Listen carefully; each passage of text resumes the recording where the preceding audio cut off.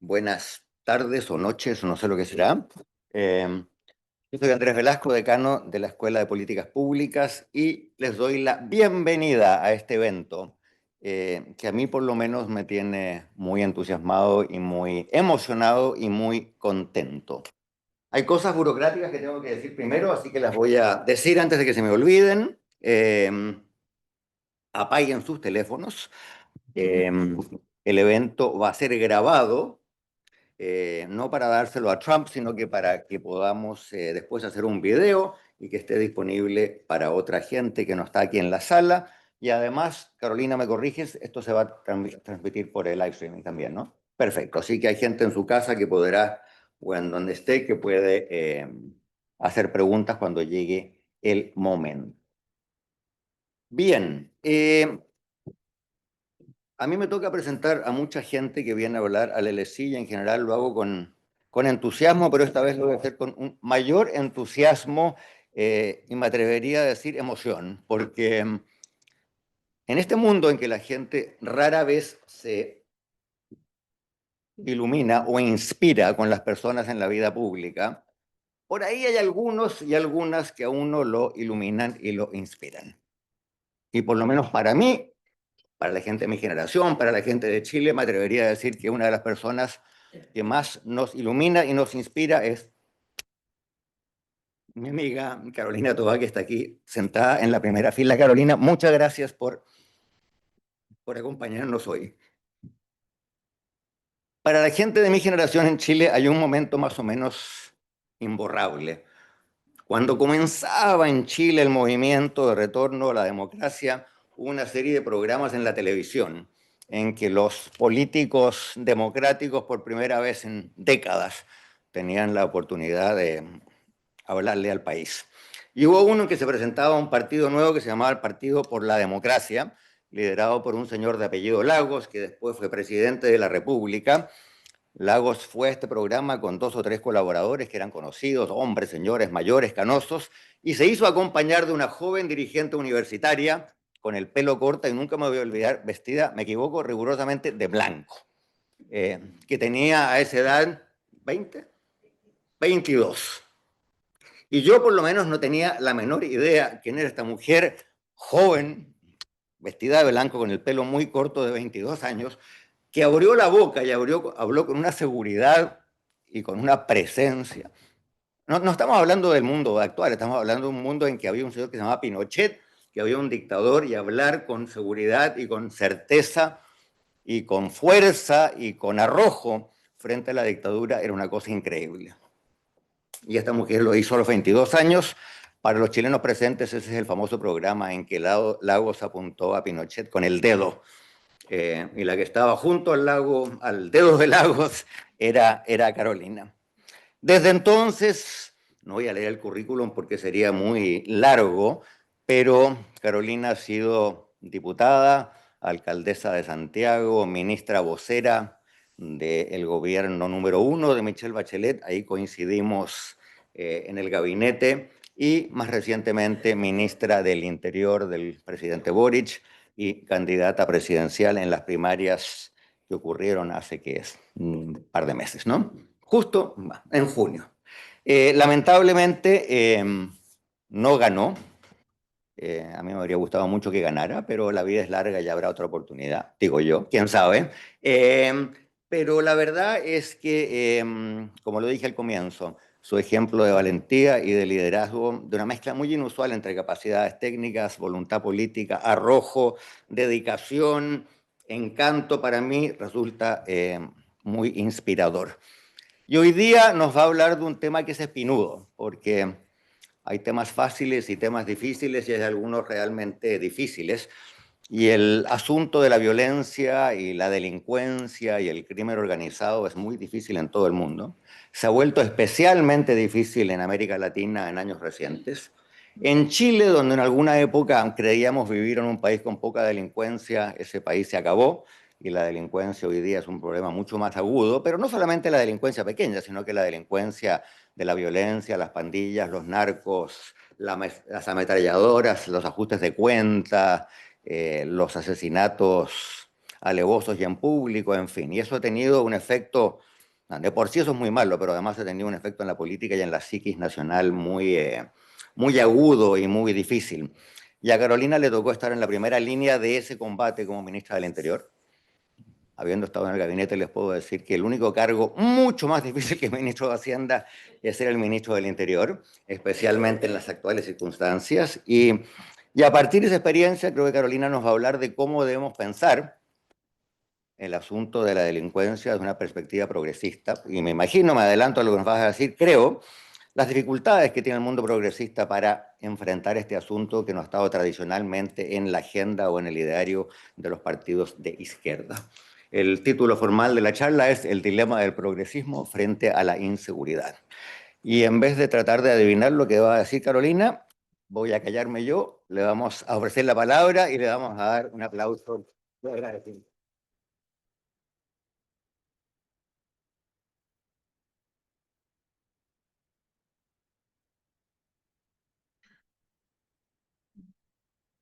Alguien tiene que apretar algún botón.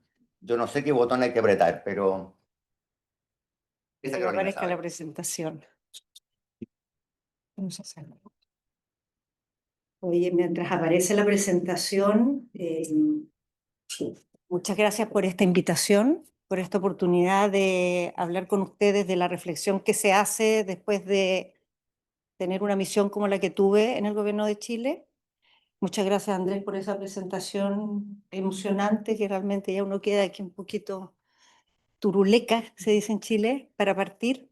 Em, voy a hablar de un tema que uno podría tomar desde muchas dimensiones, pero aquí lo vamos a ver desde la política real.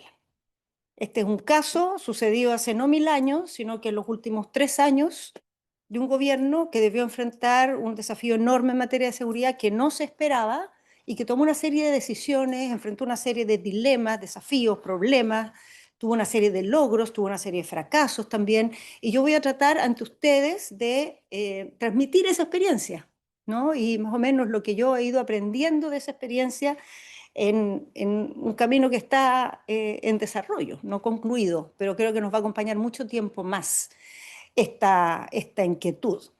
Y lo primero que decir sobre este tema es que este tema es hoy día una agenda en el mundo entero, pero en Latinoamérica ha sido un tema por largo tiempo y quizá, a pesar de que ha estado tan fuertemente en la noticia, no suficientemente elaborado, abordado, analizado.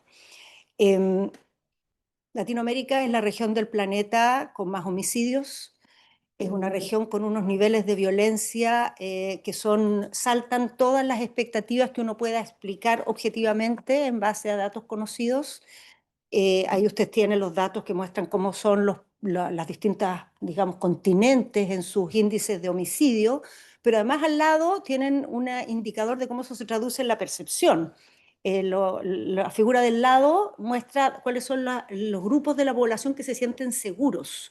Y en Latinoamérica es donde la población se siente menos segura que en África, pero menos segura no que África en general, sino que menos segura que el África subsahariana, que es la parte más insegura de África. En síntesis, eso se traduce en que, teniendo Latinoamérica el 8% de la población mundial, tiene el 33% de los homicidios, y que 40 de las 50 ciudades del planeta donde hay más homicidios están en Latinoamérica. Entonces, este es un gran tema latinoamericano.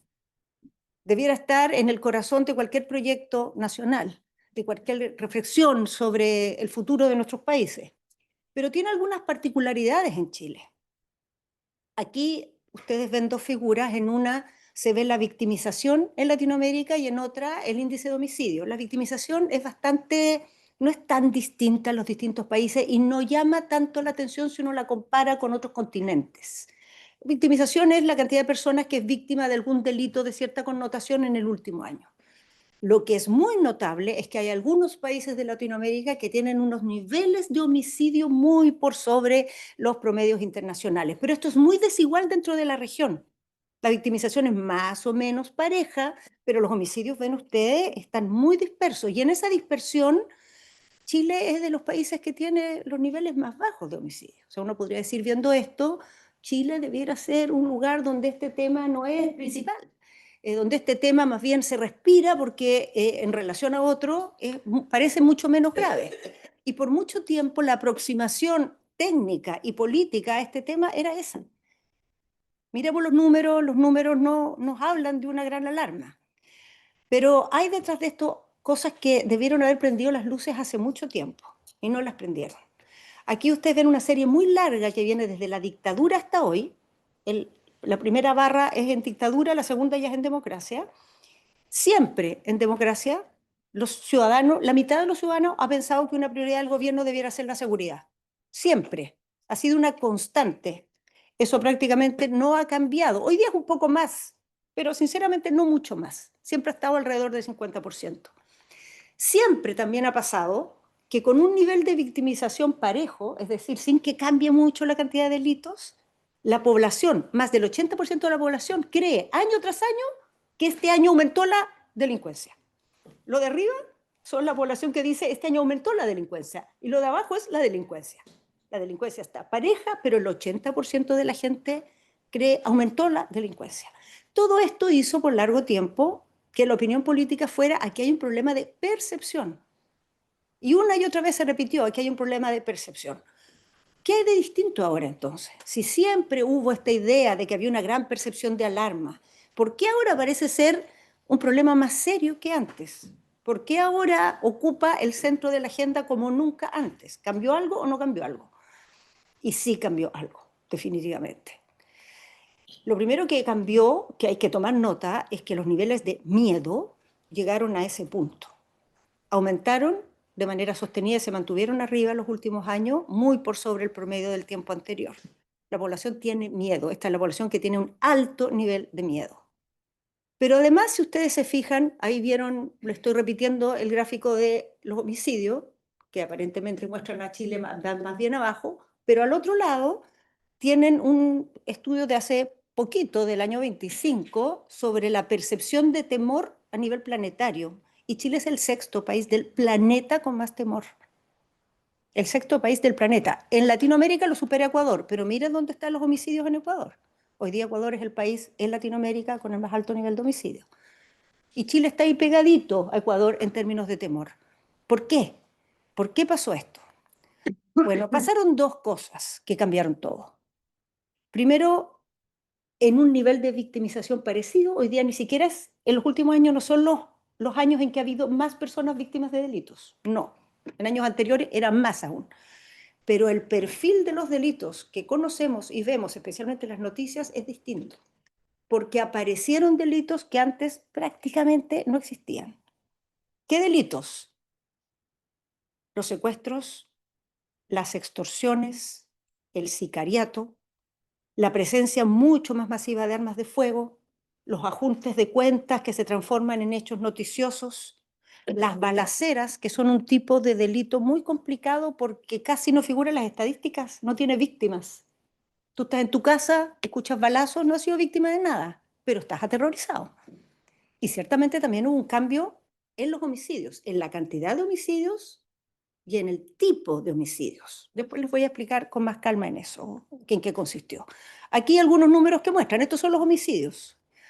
Miren los homicidios cómo cambiaron del 2016 al 2022. Se multiplicaron por más de dos veces y media. Y mientras pasaba todo esto, el país estaba en otra cosa. Estallido social, proceso constitucional, pandemia, y los homicidios venían subiendo desde el 2016.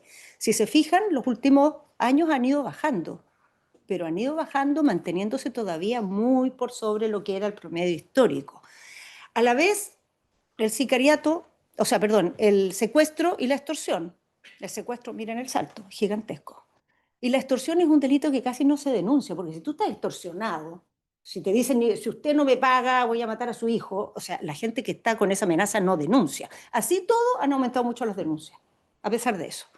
Y si se fijan acá, las armas de fuego, la presencia de armas de fuego en los homicidios tuvo un salto entre el año 19 y el 22, muy poquitos años, estallido, pandemia, termina la pandemia, estamos en otro mundo, las pistolas están por todos lados. Y aquí están en los homicidios, pero esas mismas pistolas después llegan a los asaltos, a los robos, a las amenazas. A la vez que cambió el perfil de los delitos, apareció un nuevo perfil de delincuencia. Y eso es un cambio gigantesco, complejo, muy desafiante, porque es una delincuencia que Chile, que es un país con instituciones bastante fuertes, prestigiadas, funcionantes, no estaba preparada para esto. No tenía esta experiencia. En primer lugar, con la existencia de bandas que son bandas multidelito. Antes en Chile había ladrones y narcotraficantes.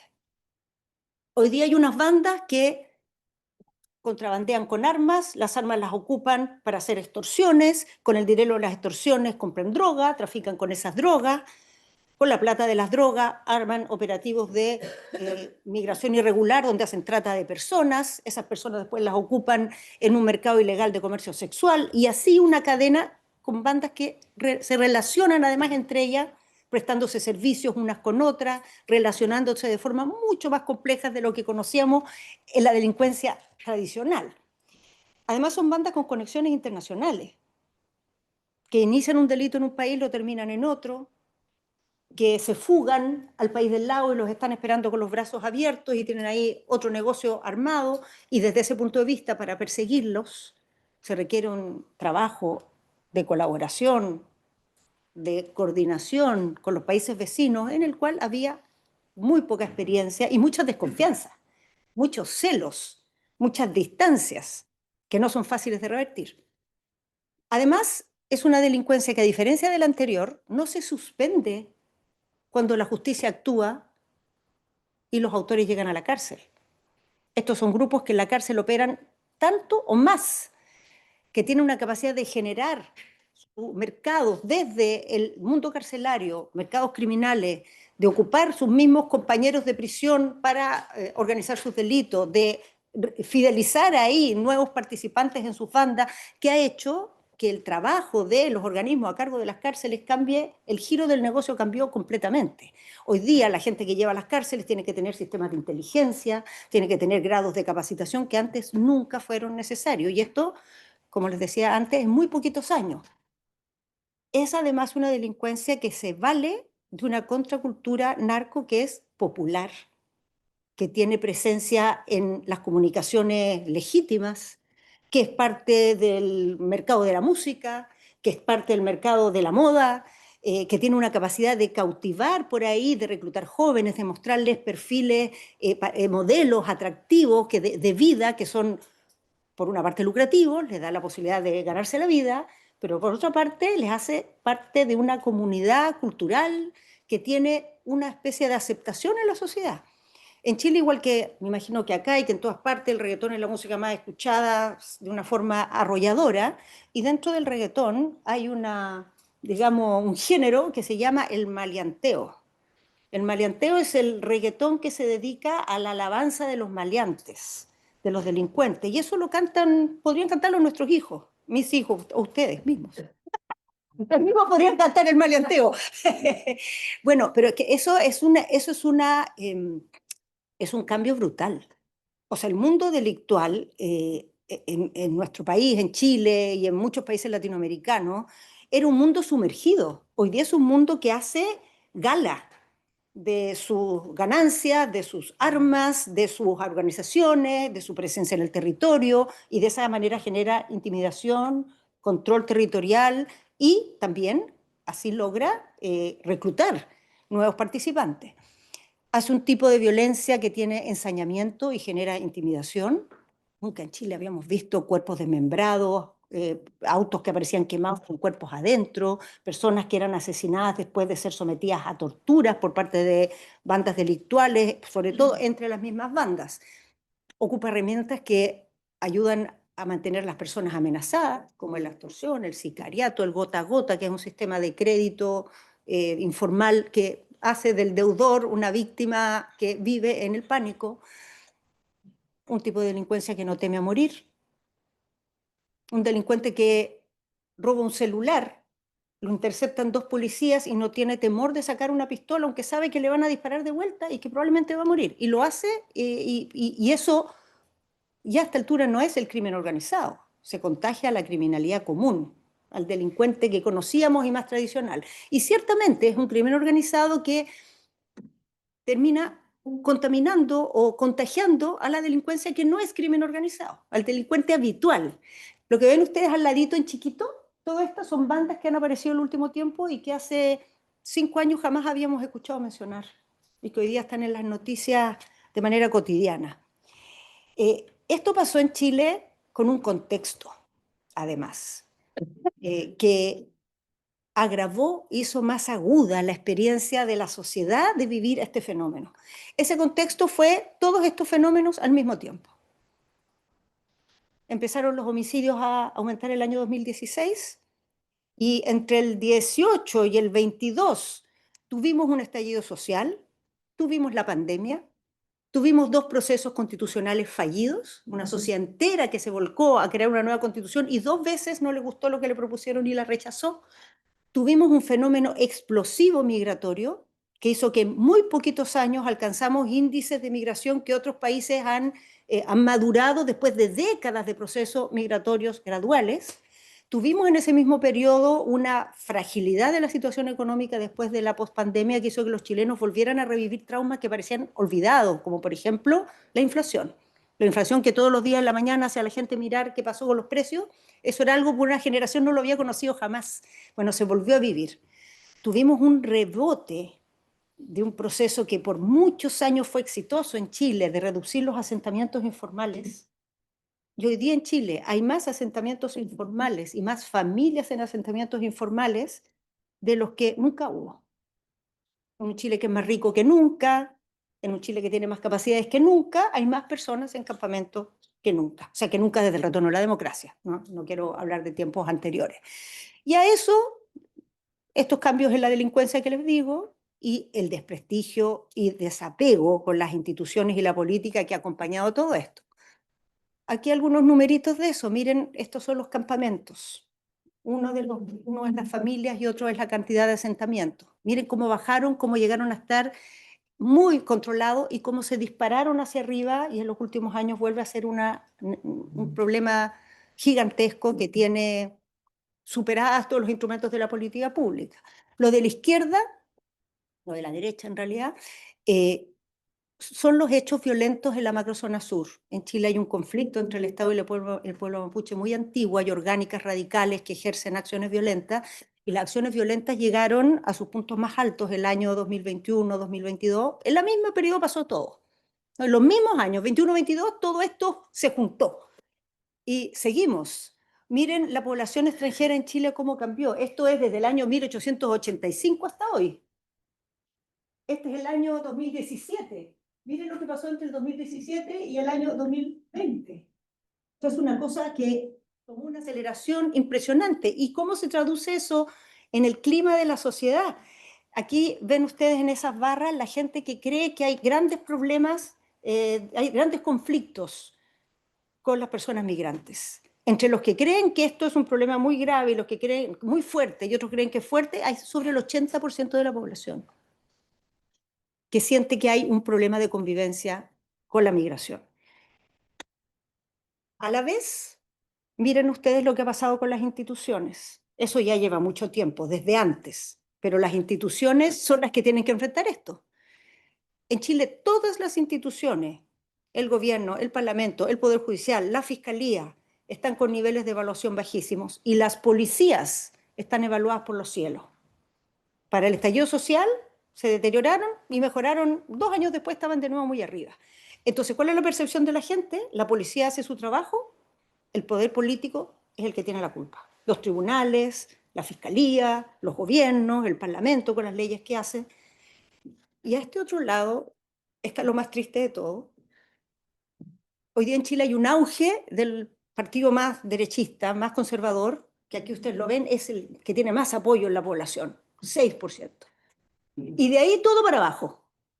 4, 3. Entonces hay partidos grandes, medianos y chicos. Los grandes tienen 5%, los medianos 4% y los chicos 3%. Y miren lo que tiene los que dicen que ninguno. Ese es el único partido que existe realmente. Esos son los que dicen que ninguno. Bueno, ese es el contexto de esta crisis. Y en ese contexto, el ánimo del país, ustedes ven a Chile desde fuera, yo lo veo desde adentro, pero creo que pienso mucho más parecido a ustedes de lo que sienten muchos chilenos, pero lo que sienten los chilenos es lo que está aquí, que desde el año 2013 en adelante, hasta donde las personas que creían que Chile estaba avanzando y las que creían que estaba estancado eran más o menos la misma cantidad, desde el año 2013 en adelante, las que creen que está estancado se fueron al cielo, las que creen que avanza se fueron al suelo y las que creen que está en decadencia han ido subiendo. O sea, un estado de ánimo del país deprimido, de poca convicción, de sentirse superados por los problemas. Entonces, ¿qué hace un gobierno progresista ante este cuadro? ¿Cómo se enfrenta un cuadro como este que no estaba en el plan de nadie?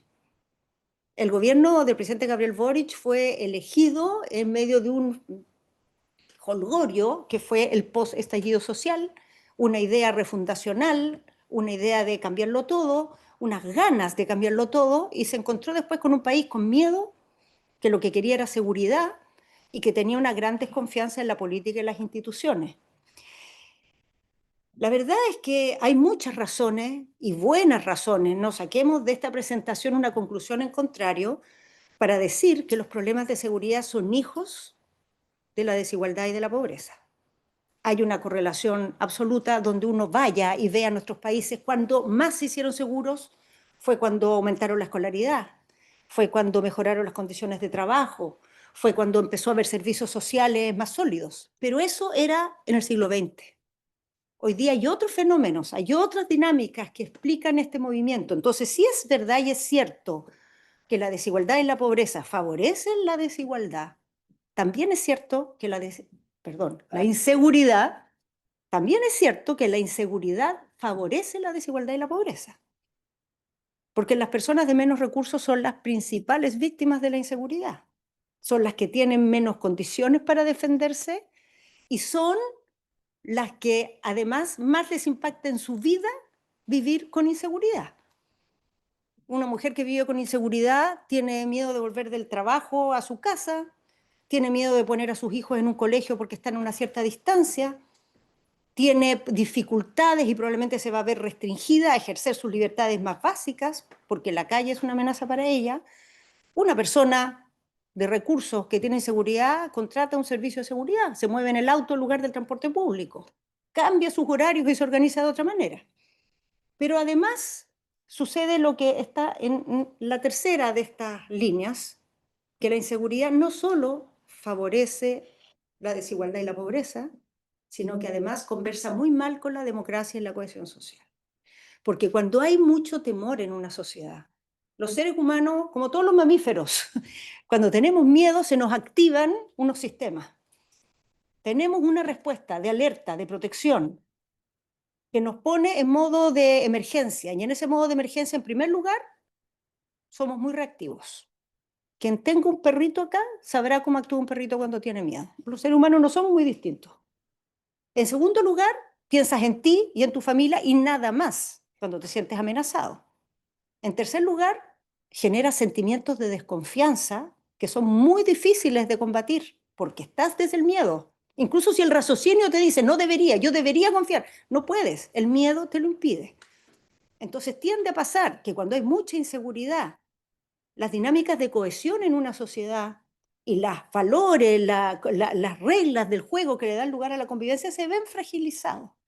Por esto, por estas tres cosas que están acá, es tan complicado que las ideas progresistas vean con tanta distancia los problemas de seguridad y se limiten a decir los problemas de seguridad se van a resolver cuando el mundo sea justo y cuando la gente tenga la seguridad económica, social, el reconocimiento, la dignidad que se merece.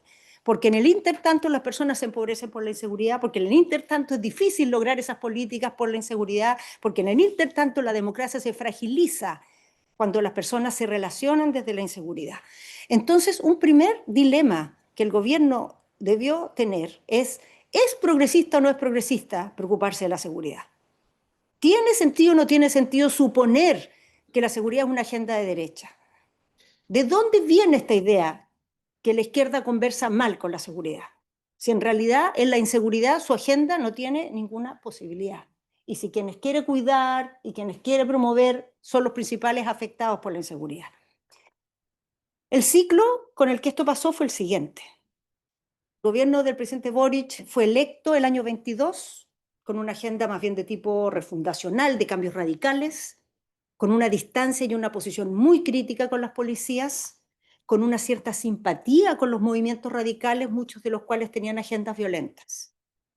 A los pocos meses, el gobierno Boric tenía 3 meses y vino la primera sentencia, digamos, verdad judicial que dijo en Chile está el Tren de Aragua. Se volvió verdad oficial que en Chile había llegado estas bandas. En ese mismo periodo empezó ya a haber los primeros conflictos y distancias con los grupos radicales.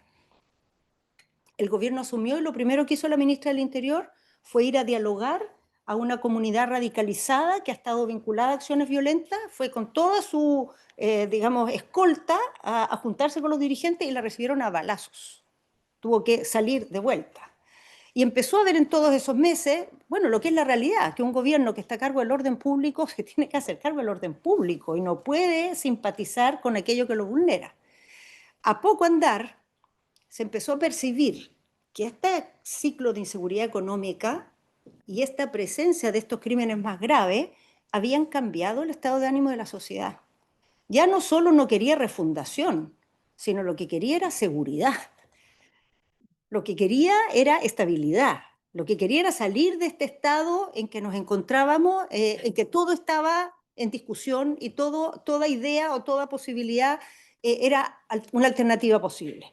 Y de hecho eso significó en septiembre, el gobierno lleva 6 meses, que la propuesta constitucional con una mayoría de izquierda cercana al gobierno se rechazó emblemáticamente, de manera muy drástica, que el presidente tuvo que hacer un ajuste de gabinete y cambiar prácticamente la coalición que lo respaldaba, y tuvo que intentar buscar un acuerdo con la oposición para tener una agenda de seguridad que fuera viable, que había que crear, porque la verdad es que en el programa no estaba concebido este tema como algo importante. En ese ajuste de gabinete es que me tocó a mí entrar al gobierno, una reconfiguración muy radical, pasó a ser un gobierno, digamos, de alianza entre los sectores que habían apoyado al presidente y los sectores del socialismo democrático, los partidos, digamos, de izquierda más tradicionales que habían gobernado bajo los años de la concertación.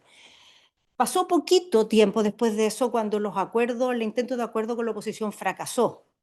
Fracasó porque ellos se salieron de la mesa porque no les gustó una decisión que tomó el presidente respecto a unos indultos, no fue posible hacer ese acuerdo, y a poco andar el gobierno decidió que en vista de la falta de acuerdo iba a tener su propia agenda, iba a recoger las cosas que casi se habían acordado y las iba a transformar en una agenda propia, dado que no había una agenda común, una agenda del gobierno, que tomó como propias esa parte de las propuestas de la oposición que parecían razonables y que estábamos dispuestos a hacer en conjunto. Bueno, no alcanzó, pasaron muy pocos meses, empezó a rebrotar el tema migratorio y la primera cosa que movió el tablero es que el gobierno se vio obligado a presentar al Parlamento una reforma constitucional para permitir el despliegue de militares en la frontera, para poder controlar la frontera. Cuando tú tienes una frontera como Chile, Chile es el país del mundo con más fronteras, por su forma, en proporción a su territorio, tiene la mayor cantidad de fronteras, y tienes un déficit de policía y un problema enorme de seguridad, no puedes cuidar la frontera con policías, porque los policías los terminan sacando de donde vive la población para llevarlo a la montaña donde no hay nadie. Ninguna posibilidad. Bueno, esto ya cambió mucho el juego. O sea, que un gobierno de izquierda reforme la Constitución para mover militares, después de haberlo rechazado y haberse opuesto 1000 veces, ya era un juego distinto. Pocas semanas después, esto fue inicios de febrero, a inicios de marzo, hubo 3 asesinatos al hilo de carabineros. En Chile, Carabineros es la institución más querida por la población. En esos mismos días, de Policía de Investigaciones, que es la Policía Civil, también. Y eso permitió retomar conversaciones con la oposición y se llegó a un acuerdo con el presidente del Senado, que era de oposición, y el presidente de la Cámara de Diputados para tener una agenda legislativa común. El gobierno ahí ya transformó toda esta propuesta en una estrategia, el presidente la anunció en su cuenta al país, ya estableciendo la seguridad como una prioridad y teniendo una estrategia de 5 ejes que les voy a decir grosso modo en qué consistía. ¿Y cómo de estos dilemas, podemos sacar ese monito que está ahí? ¿Cuáles fueron las definiciones de fondo que tuvo esta agenda? Lo primero es descartar la idea de que el problema de seguridad es un problema de percepción. Hay un problema de percepción, lo ha habido históricamente hace muchos años, pero sobre ese problema de percepción se montó una situación real, compleja, que si no se enfrentaba y seguíamos en esa ruta, en esa tendencia de los homicidios, de los secuestros, de las extorsiones, de las armas, el país iba a llegar y podía llegar a todos esos ejemplos que conocemos dramáticos a los que han llegado muchos países de la región. Entonces, salirse definitivamente del cuadrante de este es un problema de percepción, a pesar de que efectivamente en el trasfondo también está ese problema, y lo ha estado históricamente. Segunda definición, se instala esta agenda y hay dos corrientes con las que hay que trabajar, con las que no nos queremos mimetizar.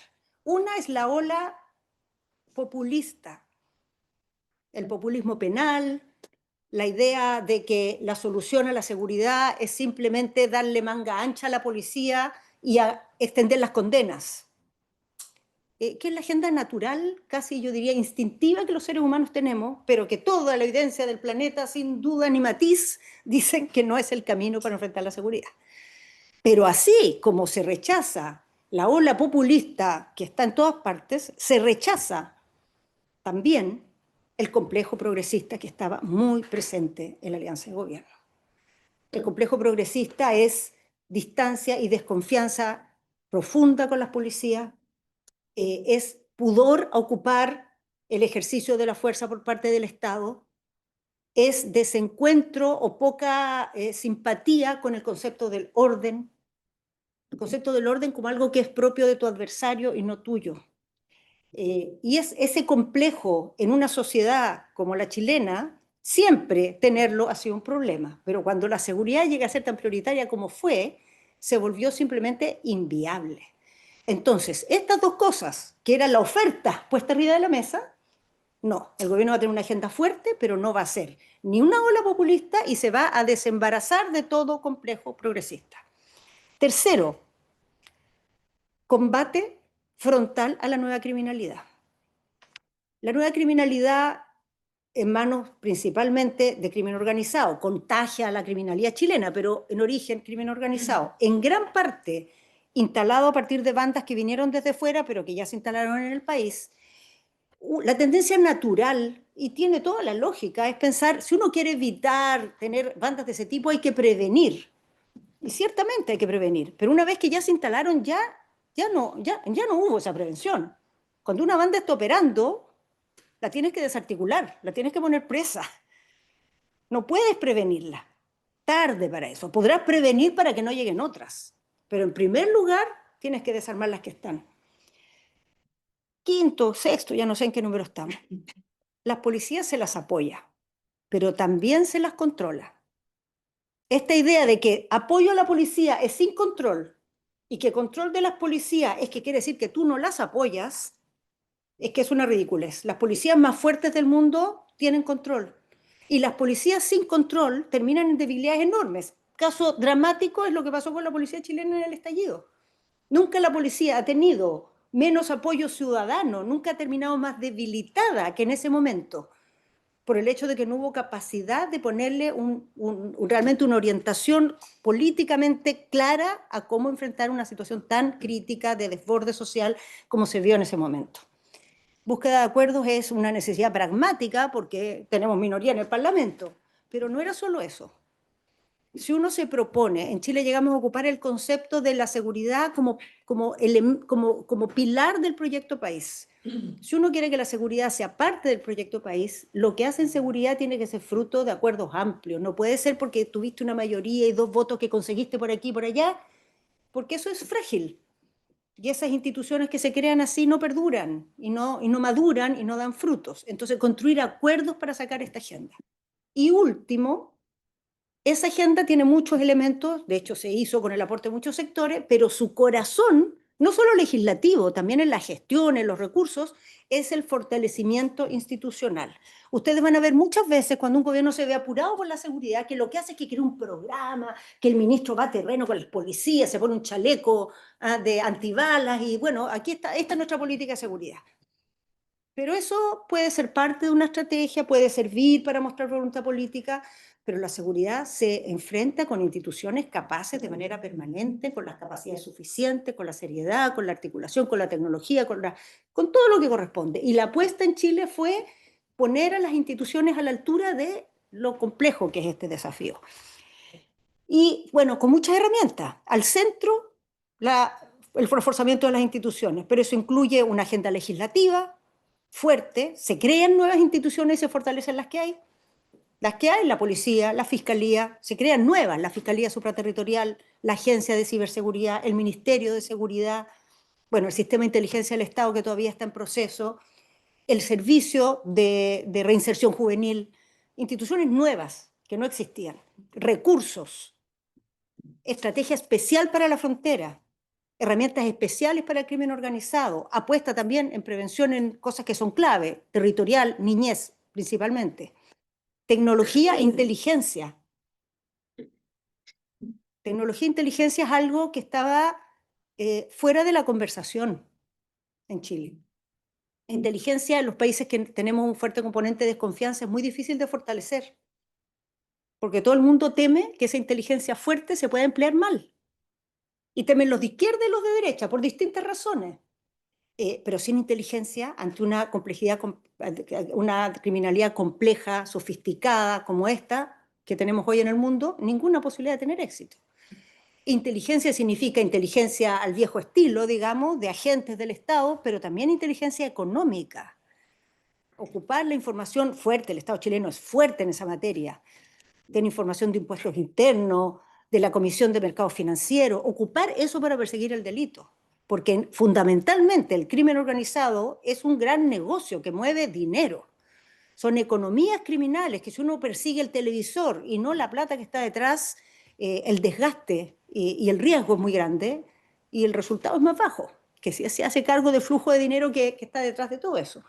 Y bueno, muy importante, como les decía, acuerdos que se traduzcan en legislación que sustente todo esto, que en el caso chileno llegó a ser se llegaron a aprobar más de 70 leyes en total en este periodo y algunas de ellas son leyes muy grandes. ¿Eso tuvo resultados? Sí. Tuvo resultados, fundamentalmente la tendencia cambió. Los homicidios que venían subiendo empezaron a bajar. Las acciones violentas en el sur bajaron dramáticamente. La presencia de armas en los homicidios se redujo. El flujo de migrantes irregulares bajó. Uno dice, bien, ¿qué ve de todo eso? Los indicadores mejoran y cambia la tendencia. Bien. El Estado se fortalece en todas sus dimensiones, los distintos elementos que lo componen. Un elemento muy importante, estaba en el cuadro anterior, no lo mencioné, enfrentar el problema de la impunidad, generar capacidades para lograr que los delitos graves tengan condena. Y eso se ha logrado con los homicidios, se ha logrado con los secuestros, con las cosas ligadas al crimen organizado. Bien, el Estado se fortaleció, se aprobaron 70 leyes, como les decía. Sin embargo, pese a eso, que uno podría decir es un logro importante, pero la verdad es que esos indicadores mejores son mejores que hace 3 años, pero son peores que el promedio histórico de Chile, son peores que la costumbre, que el hábito, que lo que los chilenos conocen como su país, reconocen como su país y sueñan con el país que quieren volver a tener, en ese aspecto volver a tener. Segundo aprendizaje es que tener una estrategia de seguridad no es lo mismo que tener una estrategia contra el temor.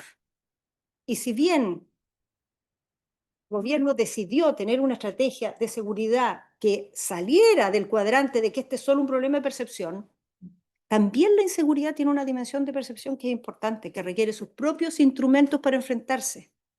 No se quita el temor porque tú muestras un indicador que diga bajó tanto por ciento el delito, no sé qué. No, el temor no se quita así. Y mientras el temor no se quita, hay una serie de cosas que siguen pasando. Por ejemplo, que la gente no sale a la calle.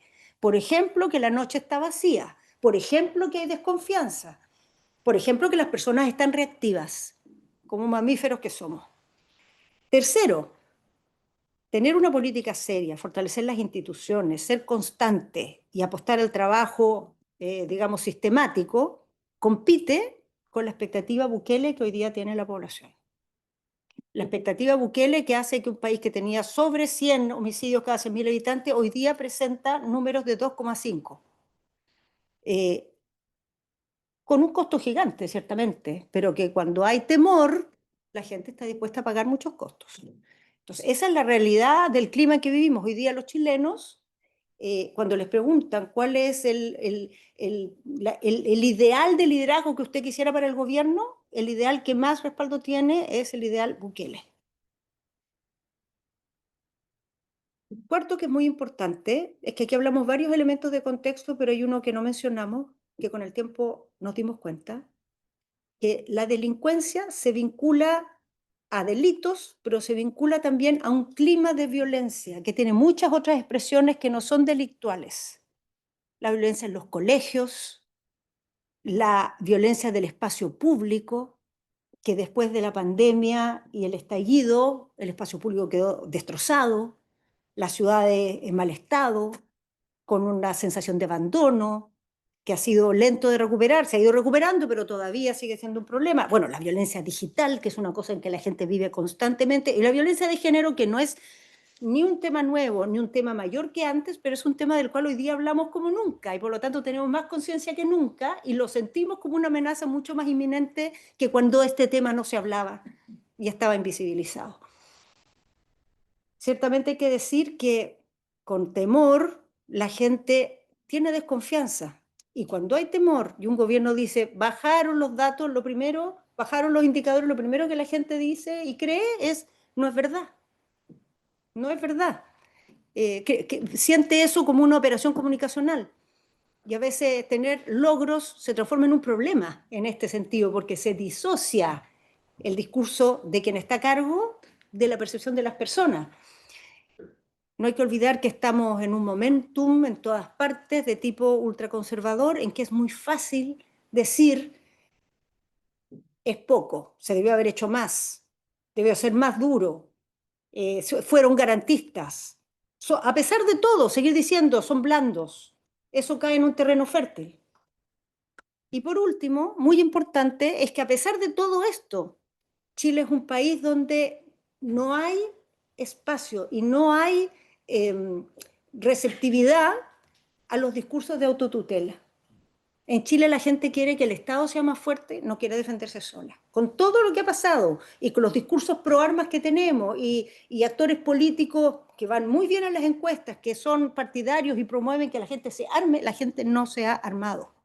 Los chilenos demandan mucha seguridad, pero no quieren ir a la selva, no quieren ir al lejano oeste. El miedo, hay muchas maneras de enfrentarlo. Ciertamente la más fácil es resolver las razones del miedo, ¿no? Si uno lograra de un plumazo resolver el crimen organizado, esto sería mucho más sencillo, pero eso va a ser un proceso, se va a demorar. Otras veces se apunta, y mucha gente discutía esto, ¿por qué están tan preocupados de la delincuencia si cada vez que hablan de la delincuencia más aumentan el miedo? Cambien la agenda, hablen de otra cosa. Cambien la agenda, distraigan la atención. También el miedo se puede calmar calmando la experiencia del miedo. Pues si tú tienes miedo y sales a la calle y la calle está iluminada, tienes menos miedo. Si tú tienes miedo y sales a la calle y hay más gente, tienes menos miedo. Si tienes miedo y sales a la calle y hay presencia policial, tú ves policías, sientes menos miedo. Y por último, también se calma el miedo acompañando el miedo. Acompañando el miedo. Y acompañando el miedo quiere decir haciendo sentir que este es un tema que compartimos, que hay una voluntad y una decisión de tomarlo, generando confianza en que lo podemos resolver, porque la gente tiene miedo de que esto no se pueda resolver, que se entre en un ciclo del cual no se pueda salir. Hay muchas estrategias, pero ciertamente, así como decíamos antes, una visión seria, progresista de la seguridad no puede decir en Chile, oye, este es un problema de percepción, tampoco puede decir, yo me dedico a la gestión y no me preocupo de la percepción. Es una cosa de la que hay que hacerse cargo. Y bien, Chile tiene una elección presidencial, tiene opciones hoy día que todas están hablando de este tema. La mayoría de ellas sin ninguna, digamos, idea muy distinta, pero con tonos muy diferentes, ciertamente, y va a depender mucho de cómo actúa el próximo gobierno, si toda esta creación institucional que Chile se dio, esta dotación de recursos, esta dotación de tecnología, esta dotación de formas de trabajo, porque quizá el cambio mayor que ha tenido el Estado de Chile es que esto ya dejó de ser tarea de las policías o de un ministerio y pasó a ser tarea institucional de todos los organismos que tienen algo que decir, que son muy variados, desde el Ministerio de Justicia, el Ministerio de Hacienda, el Ministerio de Educación, ciertamente el de Seguridad, que es un ministerio nuevo que se creó, en fin, eso todo se va a poner en valor al servicio de una estrategia de país, o vamos a dilapidar todo esto que se logró y nos vamos a pasar una agenda efectista simplemente de calmar el hambre que existe hoy de gestos vistosos. No va a pasar mucho antes de que dilucidemos eso. Probablemente en marzo, abril del próximo año ya vamos a tener las primeras señales. Y hasta aquí llegamos. Muchas gracias.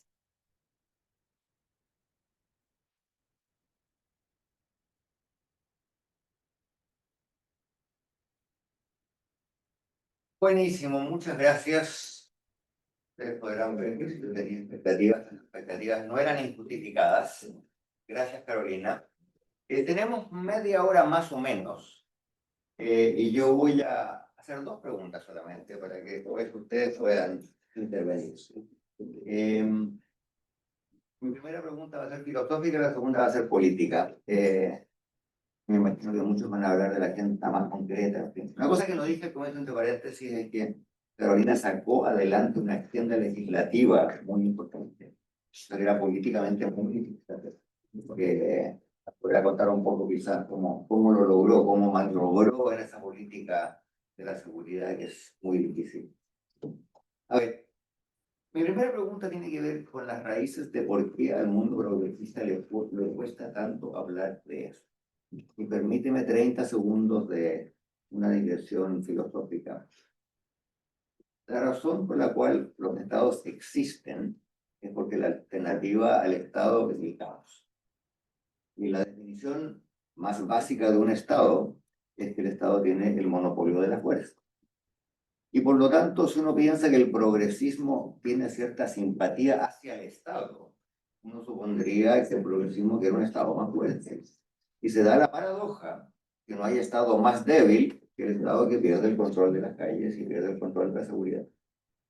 Entonces, yo entiendo que hay una lógica política más de corto plazo, entiendo que hay una historia, en Chile especialmente somos tributarios del trauma de la dictadura, de las matanzas, de los abusos, pero yo tuviese que escribir un discurso, si tú estuvieses hoy día en la campaña presidencial, que lloro todos los días que no lo estás, me tocará ayudarte con el discurso conceptual de cómo se enfrenta la inseguridad. La primera pregunta que yo me haría, oiga, ¿no es natural que la gente más progresista considere que un Estado más potente es, como diríamos en Chile, el pan con palta del progresismo? Porque más allá de la historia que todos conocemos, ¿por qué nos cuesta tanto? ¿Por qué esta alergia, esta escozor, esta incapacidad de decir, yo creo en el Estado y un Estado que no tiene monopolio de la fuerza no es Estado? ¿Por dónde va eso? Yo creo que la ambivalencia siempre ha estado. O sea, la izquierda tradicional, digamos, estoy hablando pre-años 60, es una izquierda defensora del orden, es una izquierda que hablaba del lumpenproletariat. Así es. ¿Se acuerdan de ese concepto? Y que era muy contraria a que la lucha política se mezclara con aquello que traía caos, desorden, abuso, porque tenía la convicción de que eso rebotaba en retrocesos. Pero hay dos otros factores que atornillan al revés de ello. Primero, una idea de clase. La idea de que la delincuencia es una expresión de injusticias, de excluidos, de personas que no tuvieron oportunidad, de personas dañadas, lo cual es la verdad, una verdad incontrarrestable. Si uno va a ver quién es un delincuente, y un delincuente es una persona dañada, normalmente hija de un delincuente, de una familia donde había violencia, de una familia donde hubo abandono, donde no hubo oportunidades escolares. Y segundo, las agendas que empezaron a desarrollarse en el mundo muy fuertemente en los años 60, ligadas a grupos radicales, los movimientos que hicieron acción directa, violenta aquí en Europa, las guerrillas en los años 50, 60 y de ahí en adelante, hicieron también de la policía un adversario. Y si bien la historia tradicional de la izquierda no estaba esta dicotomía, ahí sí se instaló. Y hubo mucha militancia política de izquierda que tuvo experiencias traumáticas con las policías, no solo en dictadura, también en democracia, no solo en Sudamérica, también aquí, en muchas partes. Entonces eso hizo esta ambivalencia, y en esa ambivalencia, en los últimos años, ciertamente, cuando este tema empezó a crecer como preocupación popular, quien tomó y levantó una voz con convicción y sin complejo y sin duda y sin ambivalencia fue más bien el mundo conservador. Y la izquierda un día sí, un día no, y siempre incómoda. Incómoda. Y cuando tú estás en algo y desde el punto de vista programático es correcto, pero habla trastabillando, ojalá si fuera posible no hablarías, la gente no se siente convocada, ni genera eso ninguna confianza, ni seguridad, ciertamente. Te fuiste justamente al tema de mi segunda pregunta, pero antes de eso una mini reflexión. No hay mejor cura para la desconfianza que uno siente respecto de las policías que trabajar con ellos. Esto lo hablábamos anoche con una copa de vino en la mano. Quien haya estado en el gobierno y haya trabajado en Chile los carabineros día y noche, les adquiere un respeto tremendo, tremendo. Quizás los psicólogos que dicen que la mejor cura a la desconfianza es el contacto cara a cara. En este caso, el contacto cara a cara le cambia a uno la percepción 1000%. Pero te llevo de vuelta al último punto que mencionaste. Yo noto una frase tuya que me gustó mucho. Dijiste, inseguridad no es lo mismo que temor. Obviamente están correlacionadas, pero tú puedes tener mucho temor que no haya tanta inseguridad y el temor parece correr por un carril propio. Lo que me lleva a la pregunta política. El problema de las izquierdas, tú no usaste esta palabra, pero yo lo voy a usar y creo que calza con lo que tú dijiste, es que no tenemos credibilidad, ¿cierto? Y en parte no tenemos credibilidad porque cuando tú lo decías recién, cuando alguien habla de la distribución del ingreso y de la necesidad de una reforma tributaria, el típico líder progresista le brilla los ojos. Cuando habla de las policías, no le brillan los ojos. Y por lo tanto hay un déficit de credibilidad que yo no tengo muy claro cómo revertir, porque obviamente jugar al populismo penal y tratar de ser más papista que el papa de extrema derecha, uno, es incorrecto, pero además políticamente no es creíble.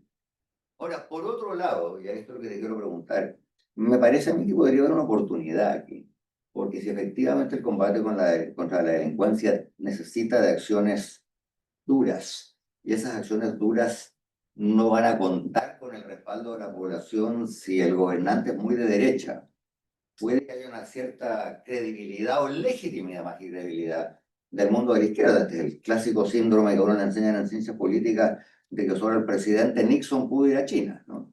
Si un demócrata hubiera legitimado al comunismo chino, se lo habrían comido con zapatos. Un republicano conservador sí lo podía hacer. ¿No será que solo la izquierda puede acabar con el crimen organizado en América Latina? Es que puede ser. O sea, sinceramente, desplegar militares en la frontera, sacar esta agenda de 70 leyes, endurecer los mecanismos contra las usurpaciones de tierra, fortalecer a las policías como se ha hecho. Si lo hubiera intentado un gobierno de derecha, se hubiera topado con miles también de desconfianzas. De otro tipo. De otro tipo. Ahora, yo creo que hay otra cosa. Una cosa es la convicción política con que se habla de un tema y la prioridad que se le da en la agenda, y otra cosa es los resultados concretos de los gobiernos cuando han estado a cargo del país. En Chile no hay ninguna herramienta, ningún indicador, ningún dato para decir que los gobiernos de derecha han sido mejores para la seguridad que los gobiernos de izquierda. En lo más mínimo. Al revés. Bajo gobiernos progresistas se lograron reducciones de los niveles de inseguridad sustantivos y permanentes en el tiempo. Sin embargo, eso políticamente no tiene ninguna traducción si no se transforma en algo esencial en tu proyecto política de país, en tu relato, en tu narrativa, En tus emociones. en tus emociones, y se nota demasiado. O sea, es demasiado elocuente que este es un tema incómodo, que este es un tema que en lo posible se evitaría. Cuando hay un crimen grave, una situación que sacude y remueve al país, se agolpan en los micrófonos los dirigentes políticos de derecha y conservadores a hablar de esto. Y los otros se juntan en un rincón así a ver qué hacemos, qué decimos, qué piensas tú. Entonces, eso ahí hay un cambio que hacer que es de verdad. Que es de verdad, en el sentido de qué rol tiene esto en un proyecto progresista de sociedad, qué importancia tiene. Si no, al menos frutos, puede tener frutos de gestión, pero frutos políticos no va a dar. Yo dije hacer dos preguntas, pero voy a mirarme credibilidad y hacer una tercera, pero va a ser corta. Y personal. ¿Tú alguna vez te imaginaste como la líder del combate a la delincuencia en Chile? ¿Cómo fue la experiencia personal de mutar de un tipo de discurso de conjunto de prioridades a otro? Además, añado algo que para muchos de los aquí presentes es sabido, pero quizás no para todos. Carolina es hija de un hombre asesinado por las Fuerzas Armadas. Nunca me imaginé, pero había sido alcaldesa. Y siendo alcaldesa, uno vive una experiencia en pequeño, de cerca, respecto a lo que es la experiencia de la inseguridad, respecto a lo que son las policías, respecto a cuál es el impacto de la ausencia del Estado, respecto a qué pasa en los barrios cuando la gente los abandona, qué pasa cuando las calles están rayadas o sucias, qué pasa cuando la gente se empieza a mirar con sospecha. Y eso hizo que cuando tuve esta invitación me sentí preparada para hacerla, o sea, para enfrentarla. Y cuando tuve que lidiar con las policías y tener toda esta carga de tú que eres hija de una víctima, creo que eso ayudó mucho. Porque, por una parte, que un gobierno de ese origen le diera apoyo a la policía, ese es un apoyo que o sea, ese es un apoyo que hace una diferencia. Pero segundo, que una persona con esa historia controlara lo que hacen las policías, le pusiera límites a las policías, da una legitimidad que probablemente haciendo lo otro no era igual. Una cosa notable, yo creo que de la que me siento más orgullosa del tiempo que me tocó estar en esta tarea, es que nunca había pasado en todos los gobiernos democráticos que se tuvieran tantos golpes policiales de gran magnitud, tantos operativos de gran escala, tantos resultados de la desarticulación de grupos con agendas violentas como los grupos del sur, sin reproches de derechos humanos, de ningún tipo, sin rebotes en los tribunales. Muchos gobiernos anteriores, de izquierda y derecha, hacían estos mismos golpes, rebotaban en los tribunales humillantemente, terminaban en la Corte Interamericana de Justicia. Después de un operativo tenían que enfrentar todo tipo de reacciones, de críticas, de cuestionamientos, no solo gobiernos de derecha, también gobiernos progresistas. Eso cambió. Eso cambió y me siento muy orgullosa de eso. Debería sentirte muy orgullosa. O sea, me siento orgullosa, perdón, de una cosa que en realidad no tenemos, pero esta idea de que la policía se le puede entregar apoyo y también controlarla, y eso es lo que hace a una democracia fuerte y a una policía fuerte. Control civil. Control civil, control civil. Vanessa, la primera pregunta. Gracias. Estupenda plática, muchas gracias, fascinante. Y es un tema que evidentemente yo como mexicana pues, lo tengo muy cerca del corazón y lo vivimos en el día con día. Tocaste un tema que me parece fundamental, que es el tema institucional.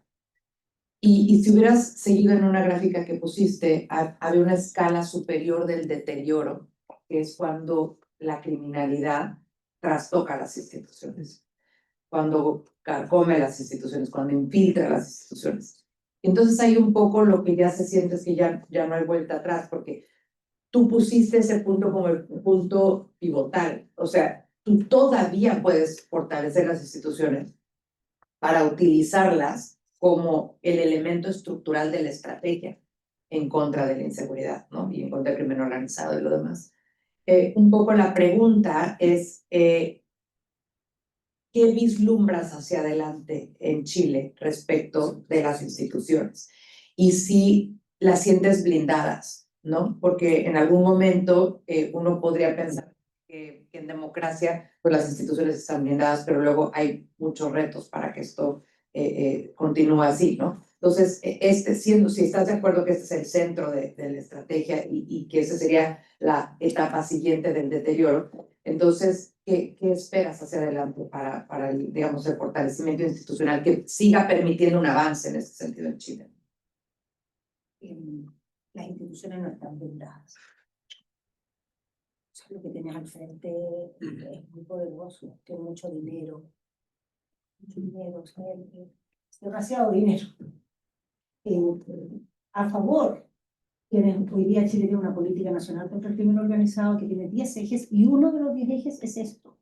O sea, que las instituciones desarrollen mecanismos para prevenir esto, para prepararse para esto, para pesquisar. Se han pesquisado ya varias situaciones en las policías, algunas también en otros organismos, pero fundamentalmente en las policías, alguna cosa municipal, alguna cosa en la fiscalía, pero fundamentalmente en las policías. Yo creo que es una cosa que el día que tú digas estamos blindados, empezaste a perder. Porque al frente tienes un actor muy dinámico. Pero tú te preparas, generas una serie de mecanismos, pero al otro lado también aprenden. Y tiene una serie de problemas políticos. O sea, en Chile, por ejemplo, se ha dado una batalla por años, por distintas razones, en parte para enfrentar los temas de elusión tributaria, pero ahora está por el tema de la criminalidad, para tener buen uso de la información financiera de las personas. Y eso ha sido un enredo, porque hay una resistencia a darle poder al Estado para entrar en la información financiera de las personas de manera ágil para prevenir esto. Y sinceramente, no hay nada más limpio, más efectivo, menos riesgoso. Si esto es muy riesgoso, está lleno de roce, de violencia, de víctimas inocentes. Seguir más de lo más limpiecito, pero requiere poderes de verdad grandes para eso, que ciertamente se pueden ocupar mal, como todos los poderes. Como todos los poderes se pueden ocupar mal. Una institución fuerte es una que sabe ocupar con prudencia sus atribuciones y no las malusa también, ¿no? Entonces, yo para nada siento que uno puede ocupar la palabra blindaje. Creo que se ha tomado conciencia de esto, que hay muchos mecanismos, pero hay que fortalecerlos y hay que persistir. Mi gran temor es que todo esto que se ha creado, con una agenda distinta, se deje, y nada de esto funciona con piloto automático. Requiere una persistencia, estar ahí, preguntar, insistir, estar evaluando. Y comparto, una vez que las instituciones están dentro del problema, ya te quedas sin herramientas. Te quedas sin herramientas para enfrentar esto. Una reflexión de 30 segundos como economista. ¿Qué es mercado? No solamente de la droga, el mercado del cobre que se roban en los cables, el mercado de la madera en el sur. Y el Estado no solamente tiene policías, tiene controles financieros, regulatorios, hay muchas cosas que se pueden hacer. ¿Cómo controlas tú el origen y cómo haces un seguimiento de dónde viene esa madera? Pesca ilegal, minería ilegal, o sea, hay un montón de cosas más allá de la represión clásica policial. Y eso creo que en toda América Latina lo hacemos muy poco y muy mal. Ahí con la camisa negra. Hola, muchísimas gracias por su presentación, era súper interesante. Yo trabajo en una empresa que se llama James, que es una empresa de defensa y de inteligencia, y trabajo mucho sobre la cuestión de Brasil, Colombia, Haití y Guyana. Y una pregunta que tengo es que hemos hablado mucho del caso de Chile, un país en sí mismo, pero si pensamos en la región, ¿cuál es la respuesta por la región? Por ejemplo, si estamos pensando que vamos a encontrar una solución por un país, la violencia vamos a ver que sigue exportándose de los otros países también. ¿Y cómo podemos encontrar más colaboraciones dentro de la región para enfrentar estas problemáticas? Pero también, ¿qué podemos hacer aquí en Europa, en Reino Unido, si estamos pensando del mercado de drogas, etcétera, para asegurar que la violencia no sigue expandiendo, podemos decir? Muchísimas gracias. En la región, este es un tema tremendo. Yo decía los 10 ejes de la política contra el crimen organizado. Bueno, uno es proteger contra la penetración de las instituciones. Otro eje es la agenda internacional.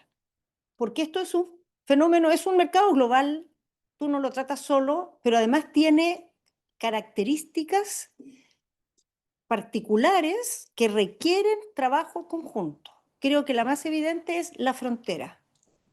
La frontera en una región como Latinoamérica, que gestó sus límites entre países cuando fueron los procesos de independencia, y por lo tanto las fronteras siempre fueron un lugar donde los países se miran y se olfatean con desconfianza y ven que el que está al otro lado probablemente quiere pasar la frontera, correr la frontera. Bueno, esa manera de gestionar la frontera con desconfianza entre países es el paraíso del crimen organizado. Porque lo que tú requieres en la actualidad es que los países trabajen juntos protegiendo la frontera, intercambien información, se repartan tareas. Nadie tiene personal para controlar toda la frontera. Uno debiera en realidad con Bolivia decir, mire, del kilómetro 100 al 200 estamos nosotros, del 200 al 300 estén ustedes. Y cuidamos lo que es el interés común que tenemos. Suelten información. El Estado chileno, me imagino que acá no es muy distinto. Las agencias del Estado son celosas de sus atribuciones, son celosas de sus recursos, son celosas de su prestigio.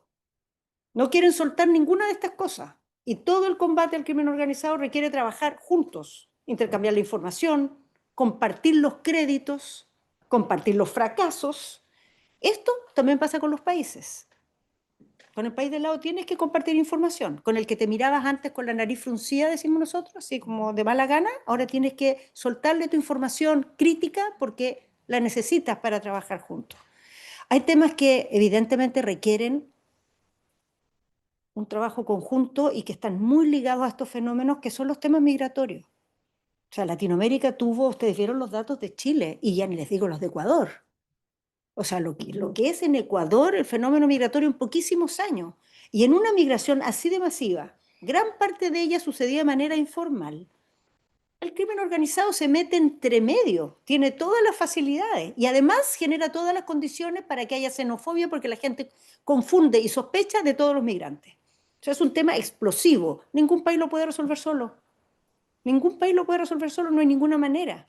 Entonces se requiere un trabajo conjunto y se requiere también pensar que nuestro mundo tuvo conciencia de que este tema venía como un gran tema a final de los años 90. Naciones Unidas desarrolló toda su plataforma y acuerdo contra el crimen organizado en esos años, fines de los 90, inicio de los 2000, pero vinieron las Torres Gemelas, vino el ciclo del terrorismo islámico, todos los países se volcaron a esa agenda y todo el mundo se olvidó de esta historia. Y hoy día tenemos a la Andrangheta, a la no sé cuánto de Albania instalada en Sudamérica, unas mafias chinas. Esto además muy relacionado y ocupando la potencia que tiene hoy día el comercio internacional. La mayoría de las mercaderías no llegan con unos señores que pasan en burro por la frontera, llegan unos containers a través de los puertos. Y todo ese mundo de los puertos y del comercio, por lo tanto, hay que ponerle la inteligencia, el foco, la mirada de esta dimensión. Ya no es un tema la aduana, ya no es tanto un problema financiero, tributario, no, sino que es un tema de control criminal, trabajar bien en las aduanas. Entonces, yo creo que esa agenda que tuvo en su momento se llegó a un acuerdo bastante potente para esos años. Hoy día estamos en otro mundo. A nivel internacional debiera ser un motivo de gran prioridad, porque esto no es solo un problema de seguridad, es un problema de sostenibilidad de las democracias, es un problema de cohesión social básico. O sea, es una amenaza global enorme. Hoy día yo creo que es la principal que tenemos. Gracias. Dos cosas. Una breve, bueno, el caso, infelizmente, de cooperación internacional fue el Plan Cóndor, infelizmente, pero tal vez el único. Pero lo que iba a ir a esto, que el tema que usted no mencionó fue lo de la corrupción policial. Y de hecho, no se escucha mucho sobre eso en el caso chileno, entonces no es un gran problema, pero sabemos que en México, Ecuador, los aparatos de Estado están totalmente penetrados, o no sé si totalmente, pero en gran parte penetrados por el crimen organizado. Entonces, quiero preguntarle si esta cuestión se ha contemplado, o se ha enfrentado, o se ha encontrado. Sí, es lo que mencionaba recién. Se ha contemplado, es una amenaza mayor, es de las cosas en que Chile podría perder un gran patrimonio que tiene, porque un patrimonio que tiene es que las policías tienen confianza ciudadana y tienen niveles de corrupción que son bajos en relación a la realidad de la región. Pero eso está lejos de significar que este no es un problema. O sea, de hecho, ha habido varios casos de corrupción policial, ha habido varios casos de hallazgo de corrupción policial en el sentido más profundo del asunto. O sea, no solo de policías que reciben sobornos del crimen, sino que son parte de bandas y operan y funciona su información al servicio de la agenda de esas bandas. Entonces, es un tema de preocupación no retroceder en esto, porque si se retrocediera, se perdería la principal herramienta que hoy hay y la principal fortaleza con que esto se puede enfrentar. Y eso hizo que a pesar de que los casos todavía eran muy pocos y casi anecdóticos, este tema estuviera tan fuertemente desarrollado en la agenda. Pero estas agendas no son mágicas, como yo decía. No es que tú haces una ley o pones una política y aprietas un botón y empieza a funcionar. Una política requiere todas las semanas preguntar si se avanzó en esta cosa, si se hizo el protocolo, si el protocolo se está aplicando, si aplicándose cuáles fueron los resultados, si no funcionó, cómo lo mejoramos. O sea, es una tarea echar a andar esto y mi temor es que muchas veces hay tanta presión por otro tipo de acciones, por otro tipo de velocidad, que este tipo de agendas se dejan de lado. Y eso es lo que yo espero que en Chile no pase, gane quien gane. Pero creo que lo principal que Chile tiene que hacer es que puede profundizar, ampliar, pero ocupar toda la indumentaria que se dio, que es enorme en este cambio legal tan amplio que se desarrolló y que está en gran parte en implementación recién, en fase recién de implementarse y con mucho espacio para fortalecerse y sacar todavía mucho partido de las herramientas nuevas que se crearon. Voy a ser equitativo de toda una pregunta aquí, allá atrás. Dale. Va un micrófono hasta que Sí. cuando... Hola, Carolina, yo soy profesor acá en el Departamento de Medios de Comunicación en la LSI. Entonces, esa es la perspectiva desde la que yo miro las cosas. Yo me acuerdo cuando en los años 90, conversaciones sobre la percepción se hablaba mucho a los medios, periodismo tradicional, están contribuyendo a eso, etcétera, etcétera. Si bien me da la sensación que esa conversación continúa, la ecología mediática ahora ha cambiado. Y no solamente el matinal o el noticiero, sino que también están videos en TikTok, Instagram, redes sociales, etcétera, etcétera, que contribuyen potencialmente con la sensación de miedo. Entonces, mi pregunta es, si desde la perspectiva del gobierno, eso era parte de la conversación, y si era así, ¿cómo un gobierno progresista que defiende la libertad de expresión, que jamás va a decir vamos a censurar ciertos contenidos, se enfocaba con eso?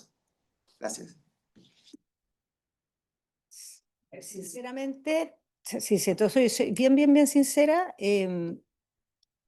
era difícil meterse en eso, porque el gobierno del presidente Boric tenía que pelear contra un cuestionamiento de credibilidad enorme en esta materia. Y cualquier paso que tú dieras por la vía de decir, este tema está ocasionado por los medios de comunicación, vamos a pedirle a los medios que reenfoquen la cobertura, que se evite... Yo, por ejemplo, en mi opinión profunda, es que gran parte de lo que transmiten los medios todo el día está contra la ley, porque son horarios protegidos contra la infancia, y tú ves en las noticias cosas que no podrías ver en una película, si se transmitiera la película. Tú ves un matinal en Chile y eso atenta contra el horario protegido de la infancia. No porque se hable de un tema, sino porque se muestran imágenes que son terroríficas y salen en la tele una y otra vez. Puede haber 4 horas en que una imagen se transmite 30 veces. Y puede haber un niño o una niña viendo eso. Pero el gobierno del presidente Boris no tenía condiciones para dar esa pelea. Sinceramente, no tenía, así como hay peleas que puede hacer y le puede ir mejor que un gobierno de derecha, hay otras que mejor no haga porque va a rebotar. Más de una vez se hicieron conversaciones con editores, más de una vez se tuvieron, digamos, espacios de diálogo, intercambio, jamás con un fin normativo ni nada por el estilo, más bien tratando de tener feedback. Y te diría que es un desafío. Es un desafío enorme cómo tratar eso y quizá en eso puede haber otro tipo de sectores que tengan ventaja. Yo creo que no, como el que teníamos no había cómo. Ahí frente en la camisa azul.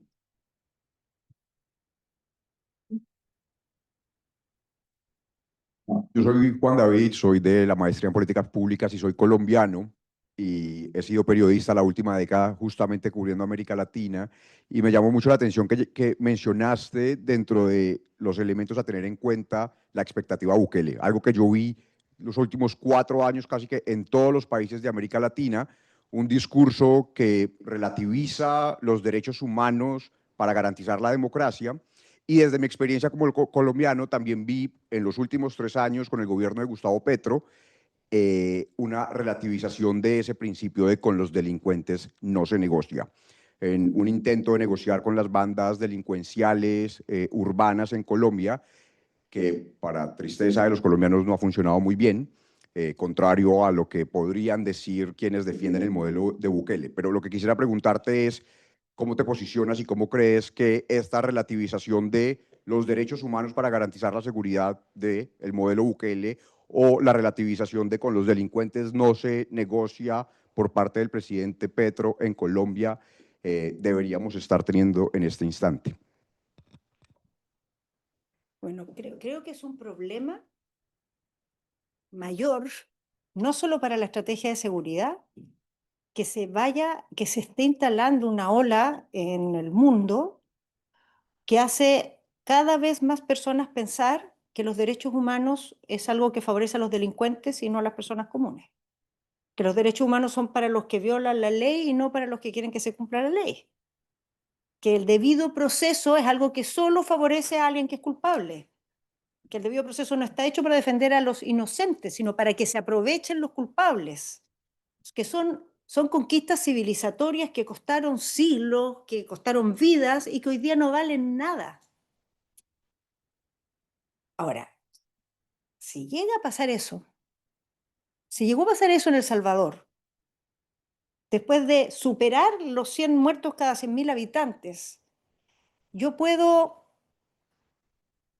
tratar de empatizar con esos ciudadanos desesperados, que no puedes salir a la calle, que no puedes ir al colegio, que tienes que armarte hasta los dientes. Pero hay muchos países que no están ni cerca de eso y que están con la misma mentalidad y que están haciéndose ese mismo planteamiento. Debiéramos meter preso a todo el que huela a criminal, a todos los que viven en ciertos sectores, a todos los que tienen una irregularidad migratoria. Hay gente en Chile que quiere que todos los que están irregulares migratorios, más de 300.000 personas, estén presos. Entonces, ahí hay una batalla cultural que solo es posible dar si tienes mucha legitimidad para decir que puedes enfrentar la seguridad. Porque si la gente se desespera y está asustada, el temor te hace, es una reacción. Yo pienso mucho ahora, adopté un perrito y lo veo como actúa cuando tiene miedo. Y yo creo que todos somos así, tenemos ese instinto. Por eso digo que esta es la principal amenaza que tiene hoy día nuestro planeta.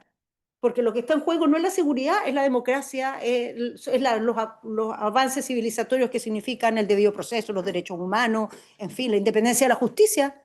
La independencia de la justicia está en discusión. Son muy garantistas. Adiós la independencia de la justicia.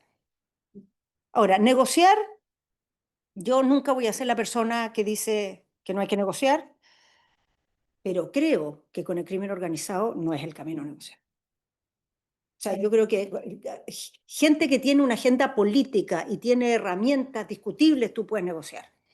Pero gente que tiene una agenda criminal, yo no creo que tú debas negociar. Sinceramente, no veo ahí un camino. Otra cosa es que los gobiernos son inteligentes, saben cuándo apretar, no hay que dar todas las batallas a la vez, eso todos lo sabemos. Pero no creo que con un sistema de compromisos uno pueda resolver esto con el crimen. Vamos a hacer lo siguiente, se nos acabó el tiempo, pero como buenos latinoamericanos podríamos extendernos un poco, no mucho. Entonces yo voy a tomar 3 preguntas consecutivas y después le pasamos el micrófono a Carolina para que las conteste, cierre y nos deje a todos tranquilos y contentos. Ya atrás, aquí y la última allá, perfecto.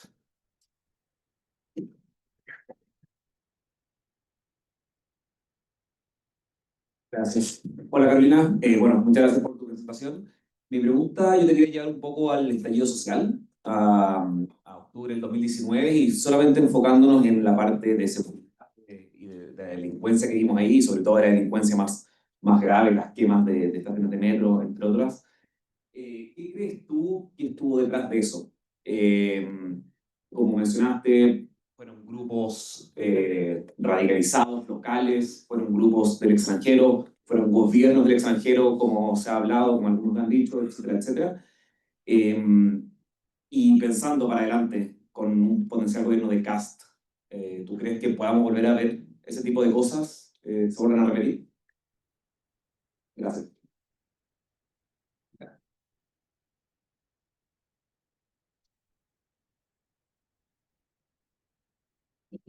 Bueno, en Chile hay una institución que cumple un rol fundamental en términos de seguridad, que es el Ministerio Público o la Fiscalía, en su calidad de ente persecutor del delito.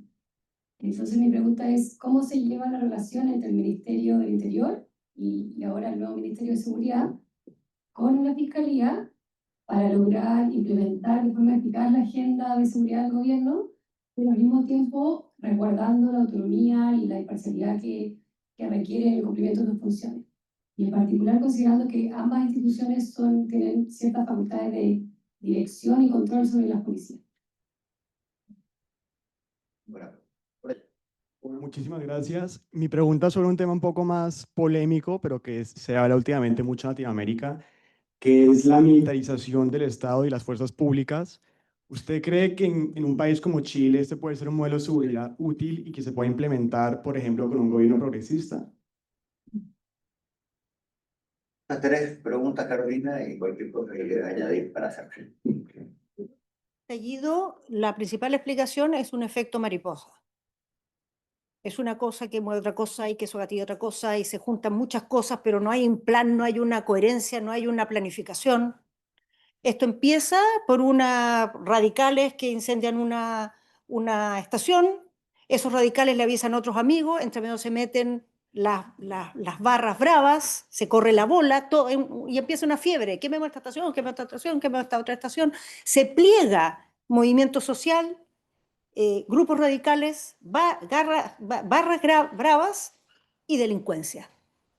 Y esto con simpatía ciudadana, que duró meses.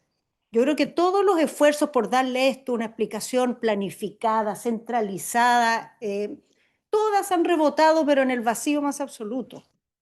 Y creo que además es demasiado evidente que esto ha pasado con distintas formas en muchos lugares. Hemos visto cosas de este tipo y es muy difícil pensar que todas ellas fueron un plan de alguien.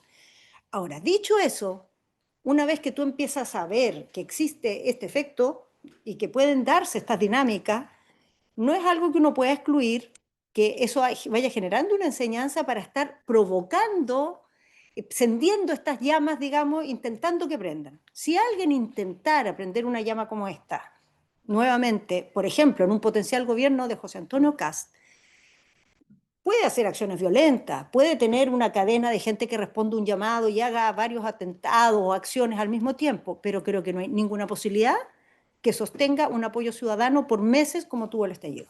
Ninguna. O sea, la sociedad chilena hizo esa experiencia, nos sacó en blanco una lección exitosa de aquello y no creo que hoy día vaya a sustentar una agenda de ese tipo. De hecho, fue muy excepcional. Quienes conocen a Chile, Chile es un país con mucha vocación por el orden, con muy poca resistencia al caos, a la improvisación, y que haya apoyado un movimiento de este tipo por tantos meses fue totalmente excepcional, inesperado. Creo que es muy difícil que algo así se repita. Ahora, puede haber otras formas, por ejemplo, si uno compara el estallido social con el movimiento de los estudiantes años atrás, es totalmente distinto. Ambos fueron mucha efervescencia, ambos mucha calle, pero es otro planeta, es otra cosa. La relación con la fiscalía es un gran tema, porque una de las cosas que hay que decir es que como el tema de la seguridad preocupa tanto a la gente, hay tanta atención puesta en esto, la dimensión política de la seguridad es algo muy fuerte. ¿Y de quién son los méritos cuando algo sale bien? ¿Y de quién es la culpa cuando algo sale mal? Es algo que las instituciones y los distintos poderes del Estado tienen que manejar con mucha responsabilidad. Hubo momentos, no en este gobierno, pero en el anterior, en que se dieron confrontaciones abiertas entre el gobierno y la fiscalía respecto a quién tiene la culpa de que este no lo atraparon o que al final rebotamos en la corte con una acusación de alguien. Esas cosas no pasaron en la actual administración, hubo bastante colaboración, hubo roces también, No quiero negar eso, y situaciones complejas, la mayoría de las cuales no se supieron, afortunadamente. Sí, porque a veces reventar los conflictos es la manera de hacerlos sin solución, y aquí no fue el caso, y creo que se lograron colaboraciones para cosas notables. O sea, hoy día la Fiscalía tiene algo inaudito, tiene una unidad para investigar los delitos, los homicidios de mayor gravedad y los secuestros, que se financia con fondos del Ministerio del Interior. O sea, el Interior le traspasa plata y ellos contratan su gente y hacen esto. O sea, lo normal es que si tú le traspasas plata, lo tienes ahí. Bueno, aquí se ha logrado una sintonía que ha permitido hacer esto sin que nadie se sienta amenazado en su autonomía y con objetivos comunes. Se logró algo que en Chile penaba, que es tener indicadores comunes de los homicidios. Antes la Fiscalía tenía un número, la Policía de Carabineros tenía otro número, la Policía de Investigaciones tenía otro número. Si investigaba una universidad de derecha, ocupaba un número. Si investigaba una universidad de izquierda, ocupaba el número que le convenía. Bueno, hoy hay un solo número, y es de todos. Y se lograron proyectos de ley, hay un proyecto, la Fiscalía Supraterritorial ya se aprobó, que va a ser un salto gigante para estas investigaciones más complejas. Hay una ley de fortalecimiento de la Fiscalía que yo creo que está bien pensada, porque se ha fortalecido la Fiscalía muchas veces con pocos resultados. Y este es un fortalecimiento que se pensó, digamos, a partir de esa experiencia para que dé resultados. Entonces creo que cuando hay una sensación de crisis, eso ayuda a esta idea de que tenemos que trabajar juntos, pero también a veces abre los peores apetitos y los peores cálculos. Y eso también es algo que hay que tener muy a raya, porque nadie quiere pagar los costos, todo el mundo quiere llevarse los éxitos. Entonces, cuando los números son buenos y cuando son malos, se paran todos juntos y dan la cara. Y discutirán hacia atrás lo que tú hiciste mal, lo que tú hiciste bien, pero irse a sacar las cuentas delante de la gente es otra manera de profundizar el miedo, la verdad. Y la militarización. Nosotros hicimos un experimento de cambiar la Constitución para permitir el despliegue en la frontera, y es un experimento, o sea, yo soy partidaria de hacerlo permanente. Yo soy partidaria de que las Fuerzas Armadas asuman la tarea del control de la frontera. Porque un país que tiene necesidad de fortalecer su policía, le falta personal, van a pasar años antes de que tengamos todo el personal que requerimos. ¿Por qué no va a ocupar una fuerza del Estado para la cual esta tarea no es ajena, para la cual está preparada, y que es una institución que es de todos los chilenos para algo en lo que puede aportar? No tengo ningún complejo con eso. Incluso no tengo complejo para lo que se hizo acá en Europa, que es proteger lugares clave que pueden ser objeto de ataques complejos, por ejemplo las carreteras, por ejemplo los centros de salud.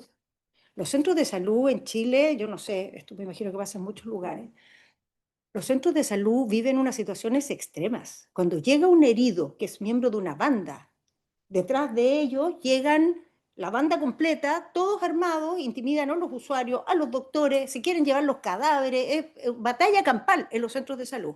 Pero de lo que no seré nunca partidaria es de que los militares estén patrullando las calles, que los militares vayan a hacer detenciones, que los militares hagan el trabajo policial. Yo creo que eso requeriría, si uno lo quisiera discutir alguna vez, un tipo de entrenamiento que no existe. O sea, tú pones un personal militar a cumplir esa función y el riesgo de que tenga vulneraciones, abusos, cuestionamientos, procesos judiciales contra los agentes del Estado, es altísimo. Entonces, sin ningún complejo, porque creo que esa institución es de los chilenos y hay que ocuparla, y el Estado y la sociedad invierte mucho en tener fuerzas armadas, y por lo tanto hay que tratar de que sean un aporte para lo que el país las necesita hoy día, pero hay cosas para las cuales no tiene las condiciones, y al menos nosotros nos opusimos porque nos presionaron mucho por declarar estado de emergencia en las grandes ciudades. Instalar a los militares en un estado de emergencia en Chile, no solo se despliegan los militares, sino que los militares toman el mando. Los militares dirigen a la policía, los militares dirigen a la autoridad civil, y el gobierno se resistió a declarar estado de emergencia. Lo pidieron hasta parlamentarios, alcaldes de izquierda, y no lo quisimos hacer. Sin complejo con los militares, porque como les digo, los desplegamos y presentamos una ley para poderlos poner a hacer puntos fijos en ciertas cosas. Pero esto otro, yo personalmente me resistí y me continuaría resistiendo. hasta que alguien me compruebe lo contrario. Bien, hemos terminado. Nos queda solo una cosa. Tremendo aplauso.